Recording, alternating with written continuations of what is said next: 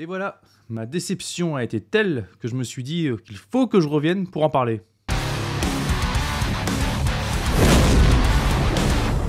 Salut à tous, je suis content de vous retrouver après ces quelques mois d'absence dans une France et un contexte social qui ne se sont jamais aussi bien portés. Pour le coup, la petite phrase d'intro de la fuite en vidéo est très bien adaptée, donc félicitations à vous si vous êtes en vie, et si vous avez réussi à passer au travers des lames de couteau qui se reproduisent en masse dans notre beau pays. Aujourd'hui, on ne va pas parler de films, mais de jeux vidéo, avec ce qui est probablement l'une de mes plus grosses déceptions de ces dernières années. Je vais donc revenir sur le jeu Alan Wake 2, sorti le 27 octobre sur PC, PS5 et Xbox Series X. Ah putain, qu'est-ce que je l'ai attendu ce jeu!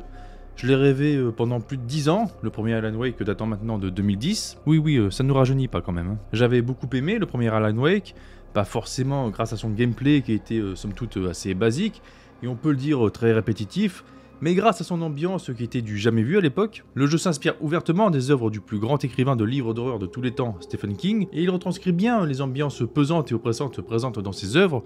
On pourrait même croire que c'est lui qui est l'auteur du scénario. On incarnait donc Alan Wake, écrivain qui tente d'élucider le mystère derrière la disparition de sa femme, survenue durant leurs vacances dans la petite ville fictive de Bright Falls. Durant sa quête, il trouve des pages de son dernier roman qu'il ne se souvient pas d'avoir écrit et qui prédisent certains événements. Ce qui était génial à l'époque, c'était la façon dont le studio Remedy nous plongeait au cœur de cette petite ville idyllique nichée dans un paysage accidenté et boisé du nord-ouest de la côte pacifique des États-Unis. Dans le fond, on peut faire un gros rapprochement entre ce jeu et la série Twin Peaks, pour l'unité de lieu et certains personnages. On peut aussi retrouver des références à la 4ème dimension, dont le générique et le ton sont repris dans l'émission fictive Night Springs, mais aussi Les Oiseaux d'Alfred Hitchcock, avec des passages où Alan se fait attaquer par des nuées de corbeaux, ou encore le film Memento, avec les pertes de mémoire de l'écrivain. Il y a aussi beaucoup de clins d'œil aux œuvres de Lovecraft, et des références directes à Stephen King, avec le passage dans le labyrinthe de Haie, et les haches qui renvoient à Shining, ou bien le modèle de la Plymouth Fury qui renvoie à Christine. Étant donné que je suis fan d'à peu près tout ce que je viens de vous citer, il était évident que je ne pouvais qu'aimer le premier Alan Wake, et ça a été le cas. J'ai été immédiatement happé par l'ambiance de la petite ville de Bright Falls.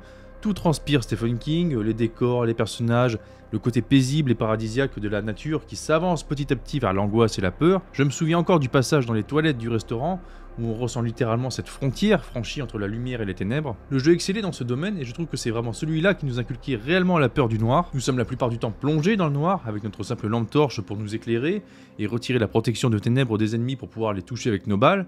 Et la moindre source de lumière est comme une bénédiction vers laquelle on se dirige à grands pas pour se sortir de ce cauchemar autant que faire se peut. J'ai encore en tête l'image de la station-service qu'on voit avec ses lumières au loin. On se dit bordel, il me reste encore tout ce chemin pour l'atteindre, et quel bonheur une fois qu'on y arrive, la tension redescend, ce qui nous permet de nous reprendre quelques instants. Même les lampadaires sont-elles des anges gardiens dans la nuit. Alors le jeu excellait sur son ambiance et son scénario, mais par contre, comme je l'ai dit, le gameplay était vraiment basique de chez basique, avec un schéma hyper répétitif, fait de course à pied dans des zones fermées, avec des possédés qu'on tue de la même manière. On les éclaire, on fait partir les ténèbres, on tire, ça les tue, puis on avance, on cherche des munitions, des piles pour la lampe torche, et on recommence. C'est ça tout le long, et en ce qui concerne la recherche des pages de livres qui nous disent ce qui va se passer dans le futur, je m'en fous en fait. Quand j'en trouvais une, je la ramassais, mais je ne prenais même pas le temps de la lire.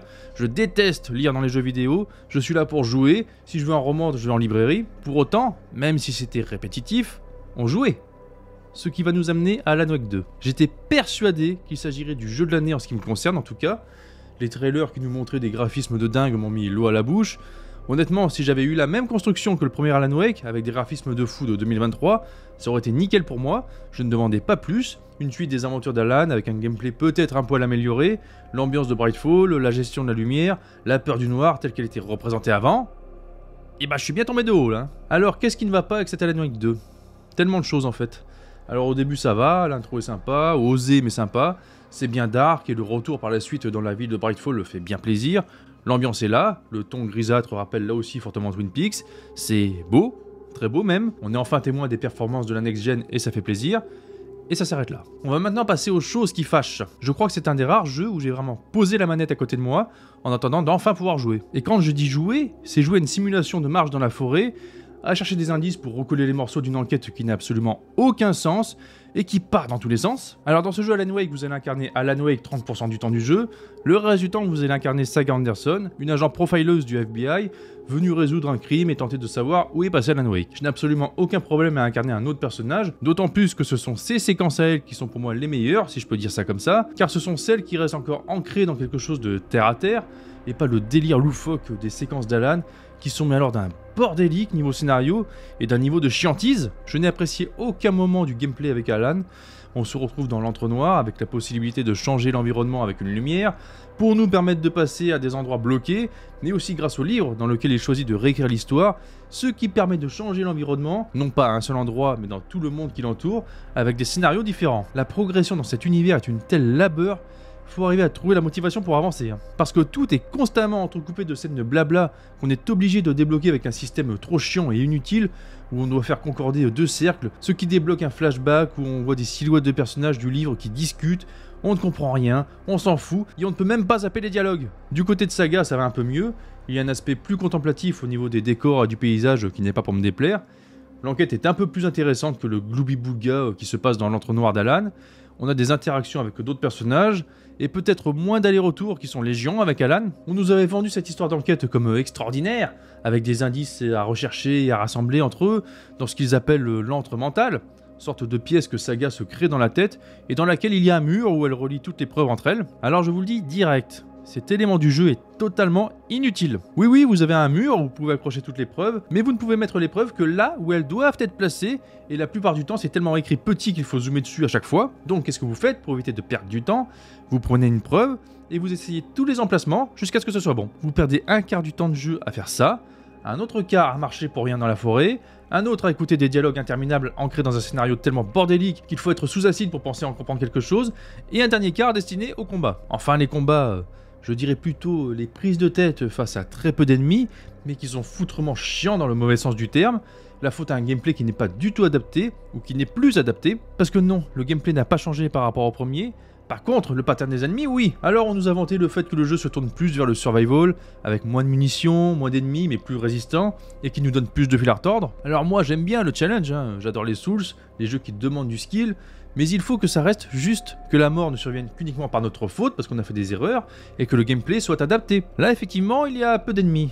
Vu qu'on passe les 3/4 du temps à marcher dans les bois, il y a des textes, faire des putains de placements de preuves sur ce putain de mur, dans cette putain d'entre mentale qui ne sert à rien, et à assister des dialogues interminables tellement confus qu'il faut être un junkie en phase montante pour les comprendre. Ce qui fait qu'on croise peu d'ennemis dans le jeu, mais quand on les croise, on a juste envie de balancer la manette dans l'écran. Ils sont increvables, il faut utiliser toutes nos munitions pour un seul d'entre eux, ils se déplacent super vite, à la limite de la téléportation par moment, hein, pour vous foncer dessus et vous asséner un coup inévitable, ils arrivent dans votre dos, vous balancent des trucs de loin, et vu que c'est hyper sombre, que la caméra nous colle et que tout bouge très vite, c'est tout de suite le bordel, c'est confus, et pour en rajouter une couche, la barre de vie descend très vite. En 3 coups, on est mort. Alors vous tapez des heures ennuyantes de marche, de dialogue et de texte à lire pour avoir ça comme récompense de gameplay, on a légèrement l'impression de se faire fumer l'anus là. Et je ne parle pas des phases où il y a ce putain de brouillard noir qui nous poursuit dans des couloirs où le chemin à prendre n'est pas clair du tout, ce qui fait qu'on meurt de façon totalement injuste, uniquement parce que c'est le bordel à l'écran. Les personnages ne sont pas du tout attachants, Saga ne dégage rien du tout, on s'en fout de son histoire. Pourtant il est question de sauver son enfant au bout d'un moment.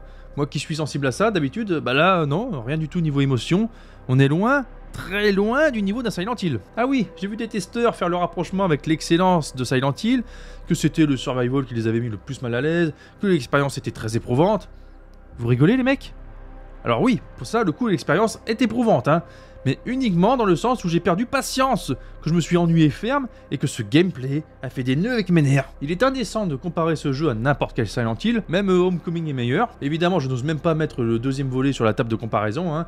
Alan Wake 2, il ne lui arrive même pas au petit orteil. Silent Hill 2 l'éclate totalement, que ce soit en termes d'immersion, d'horreur, d'ambiance, mais surtout au niveau de l'équilibre entre gameplay, exploration et dialogue. Silent Hill 2 est un jeu, pas un putain de film interactif qui sert de vitrine technique à cette génération de consoles. En fait, la sensation qui prime après avoir terminé cet Alan Wake 2, c'est celle du vide créé par une énorme absence d'action. Je n'ai à aucun moment ressenti l'adrénaline procurée par le premier, ni l'envie de continuer à avancer.